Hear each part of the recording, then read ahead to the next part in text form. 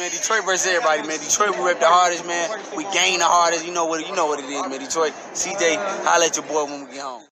Don't forget to check out our sponsor, The Health Blaze, at thehealthblaze.com. 100% all natural products from lotions, soaps, foot soaks, bath bombs, and much, much more. Use the promo code Goodfella1Boxing. Tell them your boy CJ Goodfella sent you. Get 18% off. We out. All right, let's talk about some boxing. Triple G said he down to fight YouTubers and get that bag just like Mayweather. Also, Jaron Ennis said he gunning for a title in 2021. Could he be fighting Errol Spence? But first, let's talk about Canelo and Callum Smith in the zone. Putting that on traditional pay-per-view. Make sure you hit that subscribe button, bell icon button. Short video, not going to hold you long today on this video. But do me a favor, hit that subscribe button, bell icon button, and share the video with somebody on social media. But yeah, I mean, they going to do it on traditional pay-per-view for $70 price tag. And the thing is, if you order the fight on traditional pay-per-view, you get the zone for free for January, February, March to April. So you get it free for what, 5 months it is. So, I mean, you know, that's an incentive for people to buy traditionally, and people who don't understand how the app works. I got people saying, hey, what fight is Danny Jacobs Canelo fighting on? Casual fans? And I'm like, it's on the Zone app. And the Zone is only $20 a month. You can sign up for the Zone for $20 for 1 month and then cancel, which I heard people having some issues canceling their Zone subscription. And but you can do it for $20 and, you know, cancel if you want to. But at the end of the day, you know, somebody who said they was destroying the modern pay-per-view model, you know, they came back pretty quick. So I don't know if I pay $70, but if I did pay $70, it is worth it though, because it's $20 a month. So January, February, March, April, my bad, 4 months, I think it said. 4 months, you know, so that's only $80. So I mean, some people, that might be an incentive, you know, because I can buy it for $70. Basically, I'm buying 4 months of the Zone, you know. But the thing is, Canelo probably gonna come back in May. Let's say he fight on his own, you won't get that for free. But I mean, the traditional pay-per-view model is being kept alive by Al Heyman. You know, and he not doing good numbers. Whatever they report, the numbers ain't the same. Think about it. They put two of the biggest heavyweights, you know, that you can find other than Joshua on TV, and they didn't even do $1 million. And Dana White could put, you know, Usman versus, what's my man's name? I just drew a blank, but y'all know what I'm talking about. Usman versus my man's, they come out to the Miami music that was in the backyard fighting with Kimbo. Well, not Kimbo, dude. Kimbo, excuse me. Drawing a blank. But, and they did $1 million.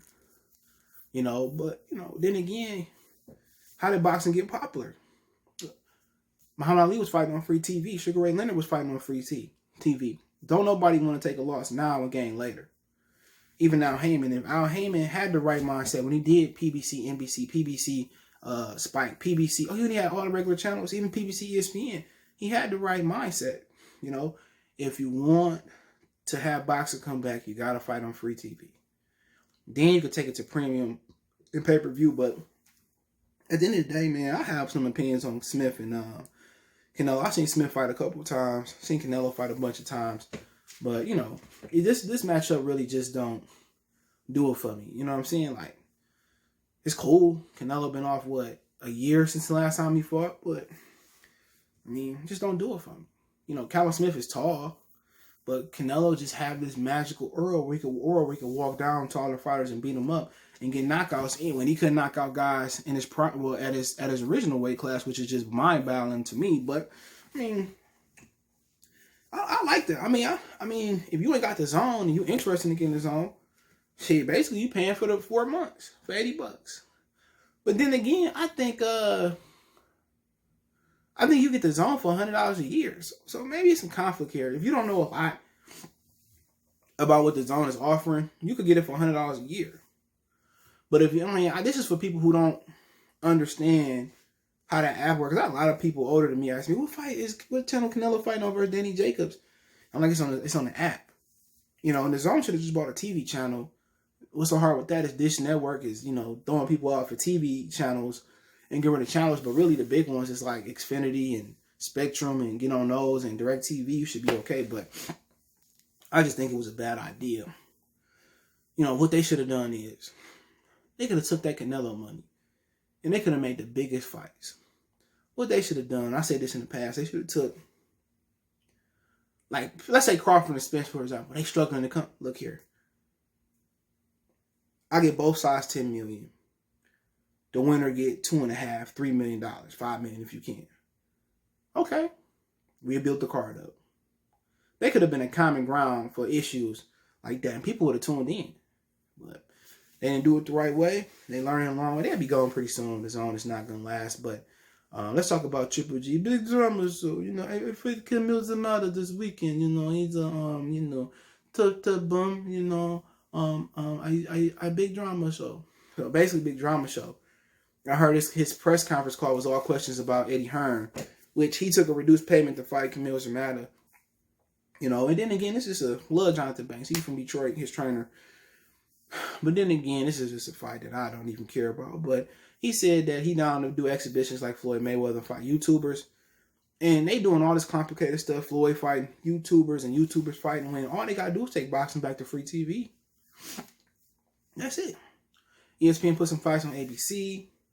PBC put some fights on Fox and NBC, and they could be okay. But if that's what he want to do and get the easy bag, I'm not mad at it. All these dudes getting the easy bag. And boxing, one way or another, gonna come back to regular TV, if you like it or not.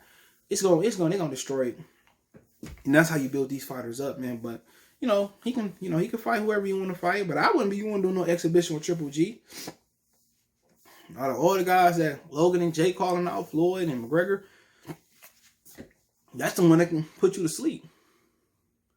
That's the one that can punch. Won't be no exhibition with Triple G. Y'all can say he a bum beater and all that stuff, but dude can legit punch. But I ain't mad at him. Everybody chasing the bag, and that's what boxing about. That's what Floyd made it about. Is he taught Canelo to chase the bag. And one thing about Ray Leonard, he chased the bag, but he fought the best every now and again. His first 4 years of his career, he lived off of it. These dudes don't want to even fight the best to get the bag, and you blame Al Heyman and Eddie Hearn for that. But it is what it is. You want to go out there and fight a YouTuber, do it. Get your money. Everybody else getting their money. So why can't Triple G get his money? So he ain't no boxing Hall of Famer to me, and I'll talk about the boxing Hall of Fame later if I put that video up after this one. But it is what it is, man. But let's talk about Jaron Ennis. He said he chasing the title. What is this dude barking at? He's chasing the title in 2021, and I heard Errol Spence said he'll fight him before he leave the division. So maybe Errol Ennis is going to be signing to PBC and fighting Errol Spence. Or maybe that's something Showtime trying to put together. Al Heyman PBC. So he signed to Cameron Duncan. Now Cameron Duncan used to be the Al Heyman, the top rank.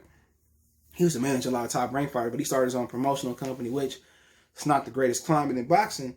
Started your promotional company right now. So that's the only one I could think about fighting. I don't think Pacquiao gonna fight him.